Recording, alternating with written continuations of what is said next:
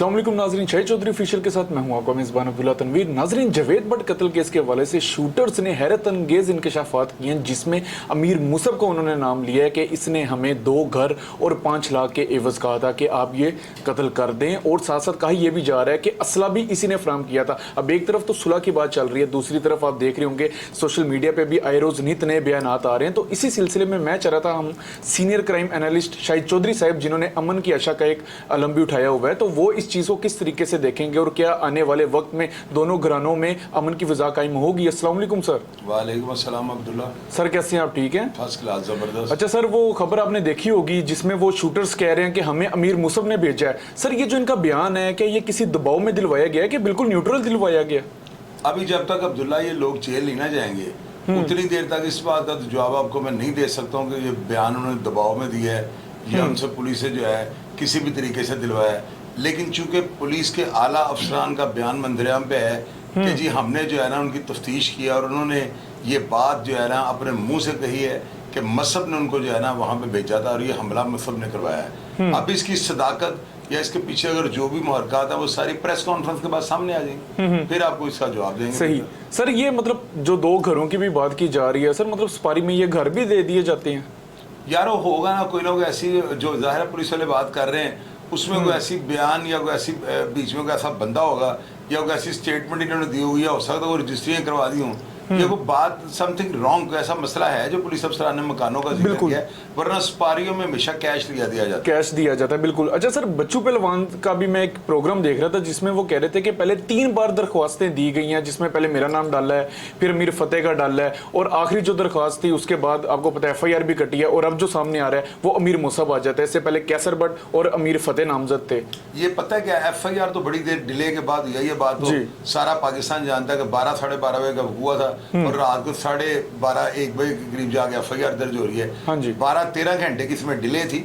अब उसमें जो है पहले अफसरान के नाम भी आते रहे, किसी पुलिस अफसर का नाम डाल रहे थे, बड़ा कुछ होता रहा, लेकिन एंड पे जो है ना पुलिस वालों ने कुछ और हकायक सामने होंगे जिनको मद्देनजर रखते हुए ना ये सारा जो है FIR का जो है शफाफ निज़ाम उन्होंने बनाया। अब इस FIR में सदाकत कितनी है कितनी नहीं, ये सारा कुछ इन्वेस्टिगेशन में सामने आ जाएगा, तफ्तीश हो रही है। लेकिन बाहर का ये डिले जो है ना FIR को मशकूक कर गई है, ये बात याद रखिए। बिल्कुल सर, और वो घरों की भी जो बात है, खैर ये आप सही कह रहे हैं कि मजीद इंकशाफात इसके ऊपर दोबारा से वो करेंगे। अच्छा सर, कैसर भट्ट के हवाले से हम बात करें, आपकी तीफी भट्ट से कॉल पे भी बात होती है जिसमें उन्होंने कहा था कि अगर कैसर भट्ट नामजद नहीं होंगे मेरे मुंह से फूल निकलेंगे। तो सर अब आप क्या मतलब देखते हैं इस चीज़ को, आप किस तरीके से फिर लेके चलेंगे? इंशाल्लाह ताला ये प्रेस कॉन्फ्रेंस अब्दुल्ला होगी ना तो फिर तीफी भट्ट से रब्ता करेंगे, उनको कहेंगे जी आपने बात की थी, और इंशाल्लाह वो बात का पहरा देगा। क्योंकि सुलह में जो है ना किसी एक को हाथ आगे बढ़ाना पड़ता है। अगर वो वाकई अमन चाहते हैं तो उनको अपनी की हुई बात जो है ना पूरी करनी पड़ेगी, और इंशाल्लाह वो करेंगे। ये बात आप मुझसे गारंटी ले लें। तो बाकी प्रेस कॉन्फ्रेंस हो ले, हालात शफाफ हो ले ना, बिल्कुल क्लियर हो ले कि मामला क्या था, फिर उसके बाद बात कर ले। ठीक हो गया। तो सर आपकी अमीर मुसब से बात हुई है, मतलब इस वक्त वो कहाँ पे हैं, कोई कॉन्टेक्ट हुआ है? मसब जो है ना वो इस वक्त आपको मैंने अपने जराये की वजह से बात बता रहा हूँ, मसब जो है ना इस वक्त इंग्लैंड जो है शिफ्ट हो चुका हुआ है। अच्छा, इंग्लैंड वो किसी भी तरीके से चला गया है, और सुनने में ये आया है कि उसको जो है ना किसी ने विजिट वीजा जो है ना उसको मिला था। अब उसके अगेंस्ट जो है ना बंदा होटल की बुकिंग करवा के जो है ना जा सकता है। अब जब वहाँ से ये फ्लाई करके वहाँ इंग्लैंड हेथरो एयरपोर्ट पर उतरा होगा तो वहाँ पर वीज़ा ऑन अराइवल होता है जिसके ऊपर लिखा होता है फॉर 10 डेज फॉर 20 डेज। अभी देखेंगे उसके आगे की क्या सूरत है, लेकिन लंदन में जहाँ भी होगा इंशाल्लाह ताला कांटेक्ट हो जाएगा। और मसब जो है ना वो अभी तक मेरा ज़हन नहीं मान रहा कि वो इस बात में इन्वॉल्व होगा, लेकिन अगर वो होगा भी तो फिर भी हमारी हमदर्दी इस खानदान के साथ है। इनके बहुत ज़्यादा नुकसान हो चुके हुए हैं। वो अलग बात है कि जावेद भट्ट के कत्ल का भी जो मुझे बड़ा दुख है कि ऐसा नहीं होना चाहिए था।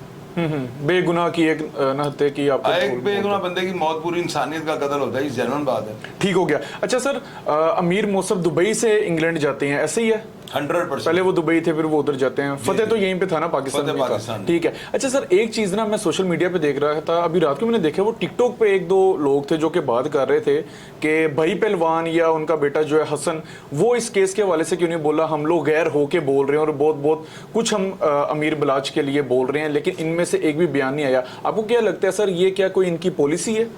नहीं अब्दुल्ला, ये बात आपकी जो है ना बड़ी जबरदस्त बात आपने पूछी है। भाई पहलवान जो है ना वो ब्रदर इन लॉ है बिल्ला पहलवान के। ठीक है। टीपू जो है इनका भांजा था। आगे बला जो इनका दो तरह ही हुआ ना, तो वो जो हसन पहलवान है उसका वो बहनोई भी लगता था, ठीक है। और इतने रिश्ते थे मजबूत। ये बात आपकी जो है बड़ा अच्छा पॉइंट आपने हाईलाइट किया कि अभी तक वो मंजरेआम पे क्यों नहीं आए। हम गैर लोग हो गए जो बोल रहे हैं, तो अभी तक उनका कोई भी बयान जो है ना वो क्यों नहीं आया, बल्कि उनको बयान देना चाहिए, उनको उनका रद्द-ए-अमल आना चाहिए कि वो जो है उनके भाई जो है, भाई पहलवान के बच्चू पहलवान, वो इतना खुल के बयान दे रहे हैं, तो भाई पहलवान का भी जो है मंजरेआम पे आना चाहिए बयान। क्योंकि लोग जो है ना, बिल्कुल आपने सही कहा, मैंने ग्रुप्स में वो बातें पढ़ी हैं, लोग ये कह रहे हैं कि जी अब सारी जायदाद के मालिक जो हसन पहलवान वगैरह बन गए हैं, भाई पहलवान बन गया है, तो अब ये तो है, ये मफरूर हो गए हैं, सारा खानदान खत्म होगा, तो अड्डे की हर चीज भाग दौड़ा वो ये लोग संभाल लेंगे। तो इन हालात के अंदर जो है ना, भाई पहलवान का और हसन पहलवान का लाजमी बयान जो है वो आना चाहिए कि जी हमारा इस जायदाद के साथ कोई वास्ता नहीं है, हम तो खुद अमन चाहते हैं, तो अपनी पॉलिसी बताइए, क्यों अभी तक अपनी स्टेटमेंट नहीं दे रहे हैं। ये बहुत ज़रूरी है। बहुत लोग मुझे सवालात करते हैं, अब मैं उनको क्या जवाब दूं। अब आपने मुझे प्रोग्राम में ये पूछ लिया है, तो मेरा काम बनता है मैं आपको जवाब दूं। इनका हर हाल में जो है ना बयान जो है सोशल मीडिया पे आना चाहिए। ये लाजमी लोगों को बताएंगे क्यों अब तक पीछे हैं, क्या वजह है इसकी। कोई अगर पॉलिसी भी है तो लाजमी आपको डिफेंड करना चाहिए यार, बतानी चाहिए। बिल्कुल सर। अच्छा सर, वो आपके ना मैं कमेंट्स देख रहा था जस्टिस फॉर अमीर बलाच, वो कि आप जो अपने तरीके से बात कर रहे थे, आप बिल्कुल बजा कर रहे थे कि क्या पूरे लाहौर शहर को ही मरवा दिया जाए। लेकिन सर जस्टिस फॉर अमीर बलाच, जो मेरी ऑब्जर्वेशन है ना कमेंट्स के हवाले से, वो लोग ये चाह रहे हैं कि तब तक जस्टिस फॉर अमीर बलाच हम लिखेंगे जब तक तीफी बट सरेंडर नहीं कर देता, या जो इसने जुर्म किए उसकी इसको सजा नहीं मिल जाती। सर क्या तीफी बट साहब सरेंडर करेंगे? यार वो सरेंडर करे या ना करे अब्दुल्ला, इस पर मैं क्या ओपिनियन दे सकता हूँ। कुछ लोग आगे डायरेक्ट पेश हो जाते हैं, कुछ वहां पकड़े जाते हैं, डिपोर्ट होकर आते हैं, जेलों में चले जाते हैं, कुछ लोग प्रोटेक्टिव बेल लेके कोर्ट से रजू कर लेते हैं। अभी तीफी भट्ट साहब के साथ मेरा राबता चुका है, मैंने उनसे पूछा था, उन्होंने कहा था कि ये शूटर क्लियर हो ले, फिर इसके बाद मैं अपनी पॉलिसी बताऊंगा क्या है। अभी उन्होंने मुझे कोई बात नहीं बताई, तो मैं यहाँ पे हवा में तोते उड़ाने शुरू कर दूँ, वो बात इंशाल्लाह सामने आ जाएगी। और वो बंदा भी नहीं भागेगा, क्योंकि लाहौर का एक अपना शशका है, बंदा पूरी दुनिया घूम ले, लाहौर लाहौर ही है, ये तो जेन्युइन बात है। तो दिल किसी का भी नहीं लग रहा, मसला फंस गया हुआ है। और ये सुलह का बेहतरीन वक्त है, ये मैं तमाम देखने वालों को बता सकता हूँ कि अगर आप लोग अमन चाहते हैं ना, आप कहते हैं जस्टिस फॉर अमीर बलाज, अल्लाह के बंदो, बलाज वापस नहीं आ सकता। उसके बच्चों को अच्छा मुस्तकबिल, अच्छी पढ़ाई वो कर जाएं, ऑफिसर लग जाएं, उनकी तालीम, उनकी सेहत के बारे में अगर अच्छे आने वाले वक्त में एक अच्छा रोशन मुस्तकबिल मिलता है, तो मेरी नज़र में ये जस्टिस फॉर मीर बलाज है। बिल्कुल सर, ऐसी है, जस्टिस फॉर मीर बलाज नहीं है कि मसहब को हम तुम कदम बढ़ाओ, ए मसहब हम तुम्हारे साथ है, बाद में पीछे नजर ही कोई ना आए। भैया दुआएं आप करें, लेकिन आप हाइपर हो गई ये बातें मत लिखें कि justice for Mir Balaj. Justice हो रहा है, मैं अल्लाह के हुक्म से, मैं कोई खुदा ना हादसा, कोई फरिश्ता नहीं हूँ, गलती मुझसे भी हो सकती है, लेकिन जो मैं कोशिश कर रहा हूँ आप इसको अप्रिशिएट करें। जस्टिस हो रहा है, बिल्कुल। बस उनका सर यही था कि मतलब सजा मिले जो मुलजिम है, तो फिर हम समझेंगे जस्टिस है। अच्छा सर, जहीरुद्दीन बाबर साहिब का एक इंटरव्यू मैं देख रहा था, उसमें उन्होंने बड़ा सर होशरुबा बयान दिया। उन्होंने कहा लाहौर आने वाले वक्त में लाहौर में बहुत ज्यादा सूरत हाल खराब होने लगी है, आप अमन की अच्छा का कह रहे हैं। यार वो देखें, बीइंग ए पुलिस ऑफिसर, वो महकमा पुलिस के साथ वो जो है वो तैनात महकमे में रहे हैं, मैं 40-42 साल उनकी वो जो है सर्विस है, तो वो अगर बात कर रहे हैं तो वो अपने माइंड सेट के मुताबिक कर रहे होंगे ना, अपनी मेंटली अप्रोच के मुताबिक कर रहे होंगे। मैं ये बात दावे के साथ कर रहा हूँ कि ये पुलिस जो है ना सर कुचल के रख देगी गैंग वॉर करने वालों को। ये बात नोट कर लें आप। इन पुलिस अफसरों ने नहीं डरना, ये जो इस वक्त लगे हुए ना, इन्होंने उधेड़ के रख देना, कोई बंदा भी जो सर निकालेगा ये नहीं छोड़ेंगे। सही सही, मेरा एक अपना तजर्बा है, बिल्कुल, इसमें कोई बहस है ही नहीं। ठीक हो गया सर। आपके पिछला प्रोग्राम में देख रहा था, काफी आपने ऐसे जो दुश्मनदार लोग थे उनके बयानात लिए थे, जिसमें लावा पहलवान, सिद्रा बंदेशा और भी दीगर ऐसे नामवर लोग थे।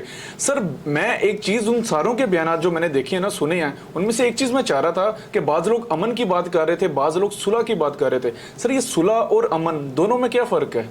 सुलह जो होती है ना दो घरानों की होती है, और अमन जो होता है ना वो इर्द गिर्द के माहौल पे जो है ना अपने असर, बहुत गहरे ताबकाती असरात छोड़ता है।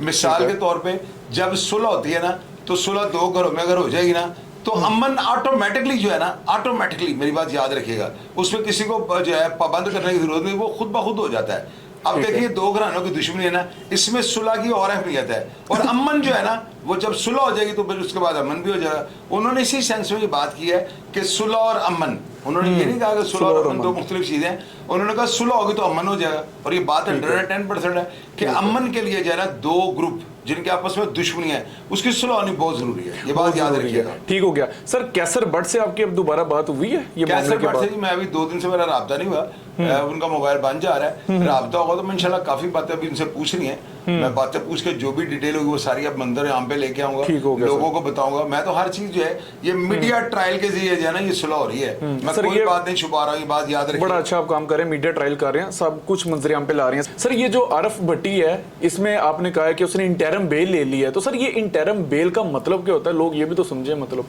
यार ये इंटरम बेल जो होती है ना, इसको जो है ना बेल बिफोर अरेस्ट कहते हैं, यानी जमानत कबल गिरफ्तारी। अब इसमें ये जो है ना 10 कत्ल भी कर दें आपकी इंटरम हो जाती है। इंटरम से जो होता है ना बंदे का कानून के पास जाके अपने आप को सरेंडर करने का ये भी तरीका होता है। अब इसमें ये किस बेस पे हुई है, FIR साथ लगाई होगी, जिमनियों का हवाला दिया होगा और उससे कहा होगा कि मुझे इस केस में गिरफ्तार किए जाने का खदशा, कोर्ट ने उसे बेल दे दी है। अब इसकी इंटरम की डेट क्यों नहीं सोशल मीडिया पे चल रही, लोगों को पता ही नहीं है, एंकरों को पता ही नहीं है। अभी जब वो पेश होगा ना तो आप देखिएगा उस दिन वाबलीला होगा, आरफ भट्टी की इंटरम बेल चल रही है। और ये बात भी याद रखिएगा, इसके कट लगेंगे। शाहिद चौधरी ने सबसे पहले ये खबर ब्रेक की थी कि आरफ भट्टी ने जो है ना कोर्ट से इंटरम हासिल कर लिया है। और ये हो जाती है अब्दुल्ला, बेशक 100 कत्ल भी हो ना, कोर्ट पाबंद है आपको इंटरम बेल देने, इंटरम बेल मिल जाती है। ठीक है सर, बच्चू पहलवान का ना मैं एक अभी प्रोग्राम देख रहा था, उसमें बच्चू पहलवान कहते हैं कि सुलह एक अच्छी चीज है, होनी चाहिए, लेकिन सुलह के बीच बड़े को भी तो लाना चाहिए। और वो कह रहे हैं कि बड़ा मैं हूं, शायद चौधरी साहब के हवाले से और अलाउद्दीन लावा के हवाले से बड़ा इत्मीनान का इजहार किया कि ये लोग अगर सुलह में पढ़ रहे हैं बड़ी अच्छी बात है, लेकिन घर के बड़े फर्ज से भी इनको चाहिए कि ये लोग लाजमी पूछें। सर इस पर आप क्या कहना चाहेंगे? मैंने बच्चू पहलवान से रब्ता किया है, लाहौर से बाहर है, वो कल परसों वापस आ लें। जो भी वो वापस आते हैं उनकी खिदमत में मैं हाजिर हूँ, या उनको मैं कॉल करूँ, कुछ भी करूँ, मैं इंशाल्लाह उनसे भी रब्ता करूँ। उनकी बात दुरुस्त है, मैं भाई पहलवान से कांटेक्ट करूंगा, मैं हसन से भी कांटेक्ट करूंगा, मैं जिससे रब्ता होगा मैं करूंगा इंशाल्लाह ताला। यानी कि हम अमन की आशा का जो है ना झंडा उठाकर जो है अपना सफर जारी रखे हुए हैं, और अल्लाह के हुक्म से रास्ते में कोई भी अगर प्रॉब्लम आएगी उसको सॉल्व आउट करेंगे, उसका वो हल निकालेंगे। बड़ों के साथ रब्ता करना बहुत जरूरी है और इंशाल्लाह ताला अनकरीब मैं करूंगा। ठीक है। अच्छा सर, बच्चू पहलवान का ना एक और भी बड़ा होशरुबा बयान सामने आया। उन्होंने कहा सुलह हम कर लेते हैं, ठीक है, लेकिन हम पे कोई दबाव तो नहीं है कि हम सुलह करें।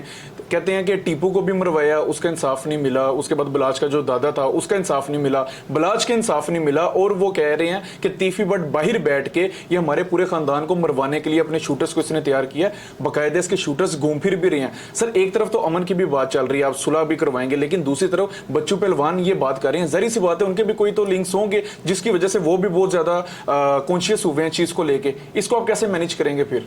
पता है क्या, मैं आपको बताता हूँ, उनकी बात बिल्कुल दुरुस्त है कि तीफी बट के बारे में अभी तक यही बातें सोशल मीडिया पर गर्दिश कर रही हैं कि वो पता नहीं क्या करने वाला, अपने बहनोई का बदला लेगा, फलां करेगा, ढमकान करेगा। लेकिन आपको एक चीज बताऊं, वो जितना मर्जी पावरफुल हो उसको खुद को सरेंडर तो करना पड़ेगा। सुलह होने की सूरत में भी, ना होने की सूरत में भी सरेंडर तो उसको करना पड़ेगा।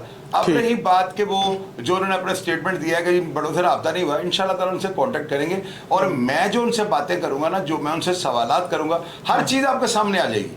एंकरों को सवाल नहीं करने आते, इन्होंने चूरन बेचने वाले सवाल करते हैं, हमने चूरन वाले सवाल ही नहीं करने। मैंने तो बड़ी ऑथेंटिक बातें करनी है ताकि जो लोगों के ज़हन के अंदर अब हाँ है ना वो सारा क्लियर हो जाए, तो लोग इस बात को माने कि ये बड़ा सदाकत के ऊपर मबनी जो इंटरव्यू हुआ, आप देख लीजिए इंटरव्यू हुआ है। क्योंकि सर मैं ना अभी देख रहा था, आपने देखा होगा अमीर मुसब का भी बयान आता है, उसके बाद मियां बिलाल का भी बयान आता है, लेकिन बच्चू पहलवान अपने बयान में कह रहे थे कि मैं ये वाजिया चीज कहता हूँ कि मैंने मियां बिलाल को कभी भी अड्डे पे नहीं देखा, ना ही कभी मेरे से अमीर बिलाल जो है उसने सुलह के वाले से मेरे से बात की हो। तो इसलिए मैं चाह रहा था, वो सुलह को लेके चाह रहे थे कि कोई बड़े लोग पढ़ें, जैसे कि आप हैं, अलाउद्दीन लावा साहब हैं, ये लोग पढ़ें ताकि सुलह हो। वो कह रहे थे तीसरे कैरेक्टर को हम जानते ही नहीं है। मैं बताता हूँ, मियां बिलाल की तो वीडियोस बनी है, सुलह के दौरान में बैठे हुए हैं, वो तो बच्चू पहलवान से शायद उनकी मुलाकात ना हुई, कोई बड़ी बात नहीं है, लेकिन वो तो वीडियो सुलह की आप खोल के देख लो, तो मैं आपको मियां बिलाल दिखा देता हूँ।